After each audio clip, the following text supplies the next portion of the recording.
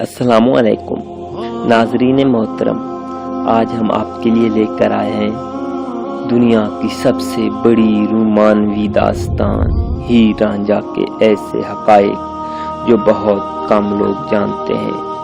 3 قسطوں پہ مشتمل یہ کہانی سن کر آپ کا دل خوش ہو جائے گا، تو برائے مہربانی یہ کہانی مکمل طور پر 3 قسطیں دیکھیے گا، انشاءاللہ مزہ آئے گا۔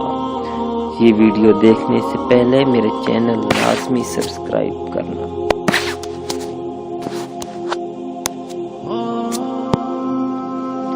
پاک و ہند کی تاریخ لوگ رومانوی داستانوں سے بھری ہوئی ہے،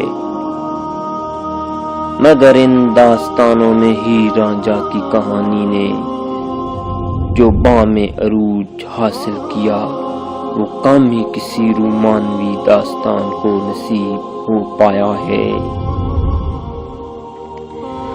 چند دہائیاں پہلے یہ قصہ دیہاتوں میں لگنے والی شام کی محفلوں کا لازمی جزو ہوا کرتا تھا۔ خوش الحان میراثی، شوقیہ گائکی کے شوقین اور پیشہ ور قصہ گو دن بھر کے تھکے ہارے کسانوں اور محنت کش مزدوروں کو شام کی کچہریوں میں لہک لہک کر یہ داستان سناتے، جو نظم میں بھی ہوتی اور نثر کی شکل میں بھی۔ وہ زمانے چلے گئے جب ایسی محفلیں سجا کرتی تھی۔ جب سے دنیا گلوبل ولیج بنی، دنیا کے گولے سے ان خوبصورت روایت کا تو جیسے خاتمہ ہی ہو گیا ہے، اور شام کی محفلیں اب قصہ پارینہ ہو چکی۔ ہیر رانجھا کی رومانوی داستان کا مرکزی کردار رانجھا دراصل کردار کا نام نہیں، بلکہ رانجھا تو اس کی قومیت تھی، اور اس کے نام کا تو میاں مراد بخش عرف میاں رانجھا تھا۔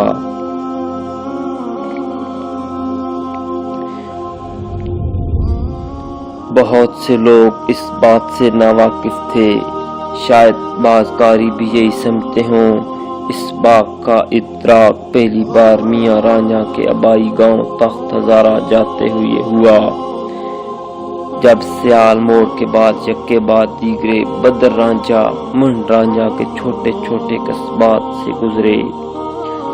جوں جوں تخت ہزارہ کی آبائی گاؤں تخت ہزارہ جاتے تو جیسے ہی رانجھا کی خوشبو مہک مہک کر اٹھتی۔